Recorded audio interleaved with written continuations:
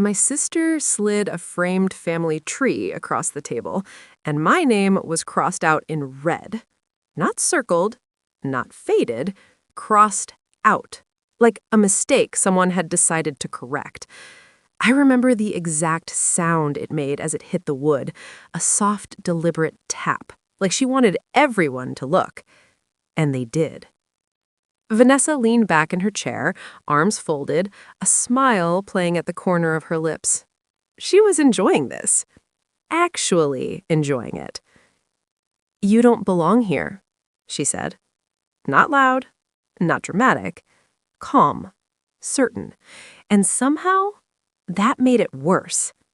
I didn't laugh. I didn't react right away. I just stared at the frame. Our family name stretched across the top, branches flowing downward, names neatly printed. Except mine. Mine had a harsh red line slashed straight through it. Have you ever had a moment where something felt like a joke, but no one was laughing? That was this. Around the table, the reactions were off. My mother, Elise, wouldn't look at me. She kept adjusting her napkin like it required her full attention. My uncle cleared his throat, then reached for his drink, avoiding eye contact. No one told Vanessa to stop. No one said she went too far. No one defended me. And that's when it stopped feeling like a joke. Because if it was just cruelty, someone would have said something, right? I looked closer at the frame. It wasn't scribbled together. It was printed, structured, almost official. The kind of thing you'd expect from a legal archive or a genealogical record. Which raised a question I didn't want to ask. Why would something like this exist if it wasn't meant to mean something? Vanessa leaned forward slightly, lowering her voice just enough so only I could hear. "You should start preparing, because when the time comes, you won't get anything." My stomach dropped. At the time, I told myself she was just being cruel. Vanessa had always liked control, always liked winning. But as I sat there, surrounded by people who refused to meet my eyes, a different thought crept in. What if this wasn't just her being cruel? What if she already knew something I didn't? And if she did, why was everyone else acting like they knew it too? That wasn't the first time Vanessa made me feel like I didn't belong, just the first time she said it out loud. The thing is, when something like that happens, your brain doesn't just stay in the moment.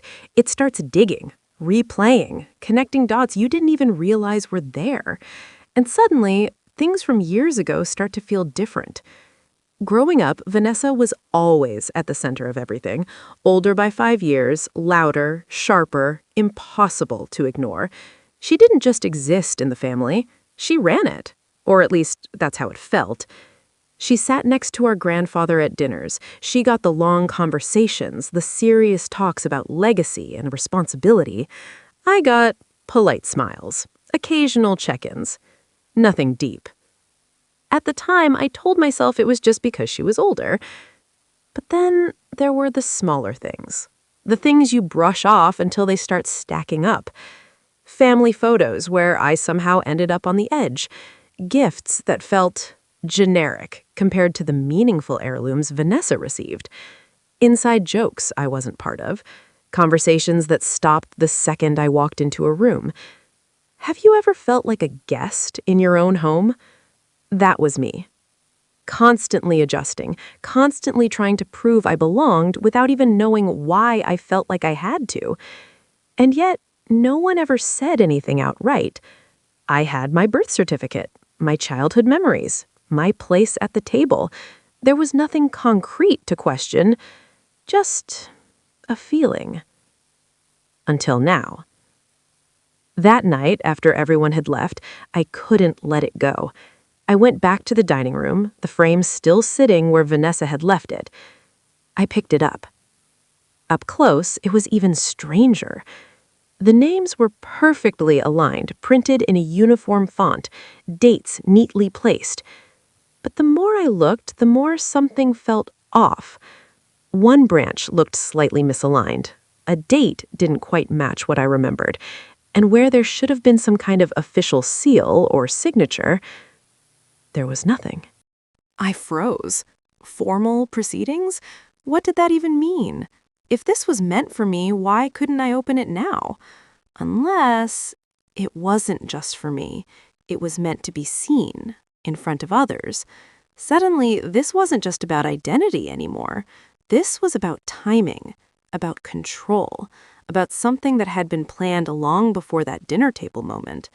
I put the envelope back exactly where I found it, locked the drawer, returned the key. Because whatever this was, I had a feeling I was about to find out soon enough. And I was right. 2 days later, a letter arrived. Formal, stamped, official. A family meeting regarding the inheritance. My name was listed among the attendees.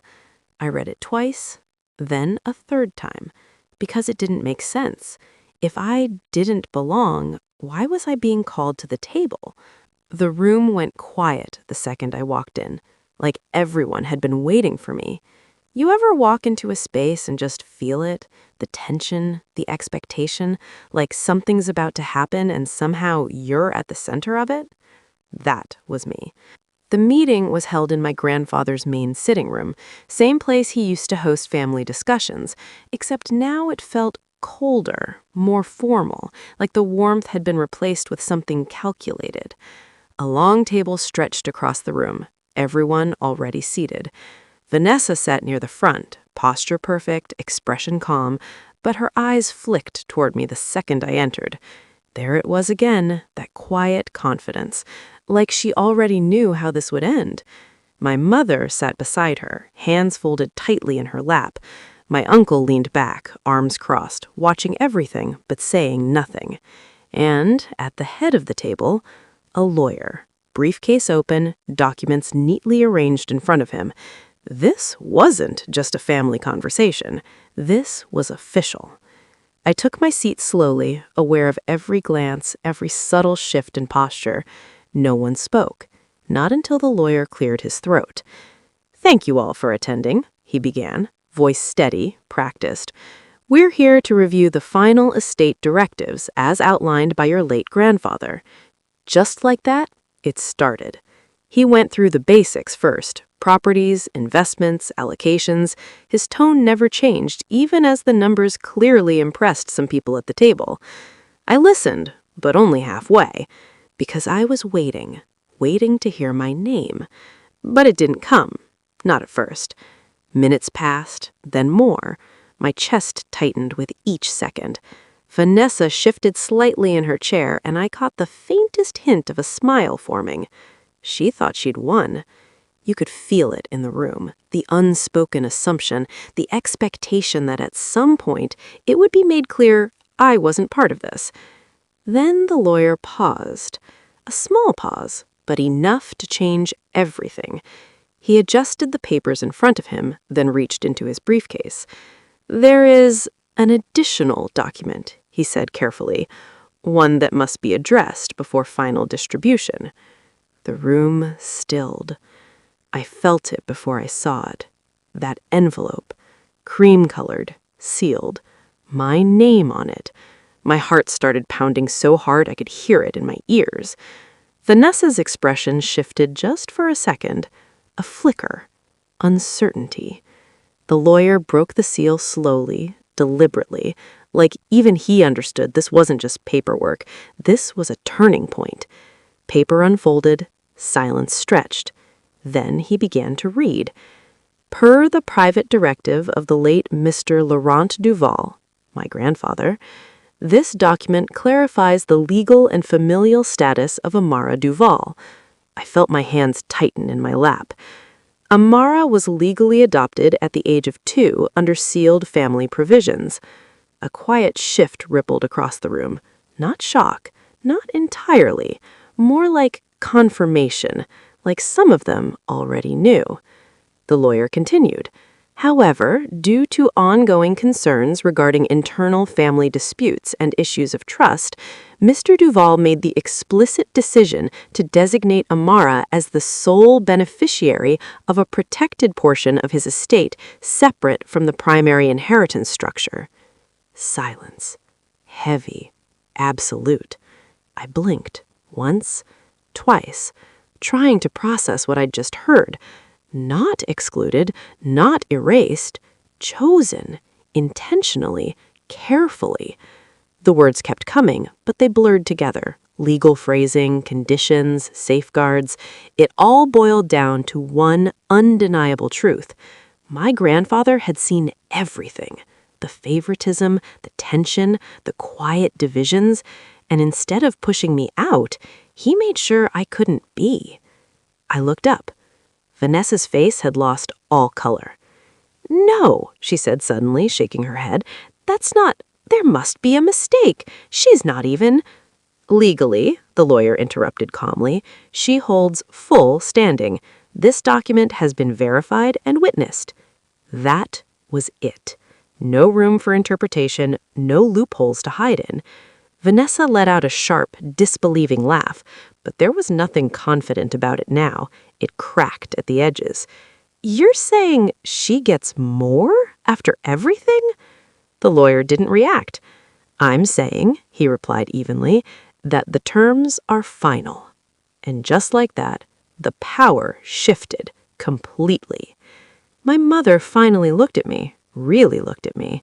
There was something in her expression I hadn't seen before. Guilt, regret, maybe even shame. But it was too late for quiet realizations, because this wasn't just emotional anymore. It was legal, real, final. In the weeks that followed, everything changed. The estate was divided exactly as outlined. My portion, protected, independent, couldn't be touched or contested. Vanessa's share, while still significant, was far less than she had expected, and she didn't take it well.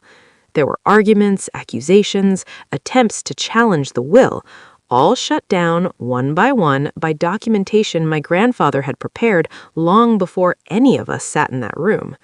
Socially, the shift was just as sharp.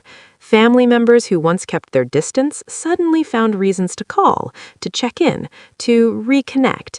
It was almost impressive how quickly people can rediscover you when the narrative changes.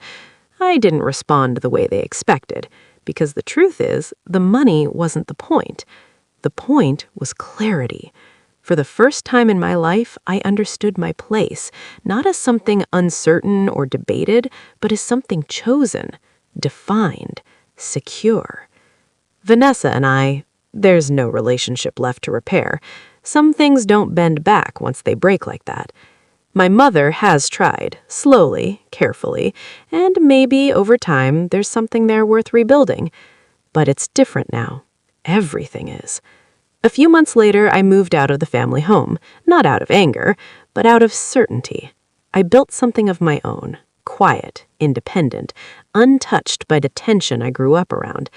And sometimes I think back to that moment, the frame, the red line through my name. She said I didn't belong. And in a way, she was right. I didn't belong in the version of the family they created, because in the end, I was the only one my grandfather made sure would never be erased.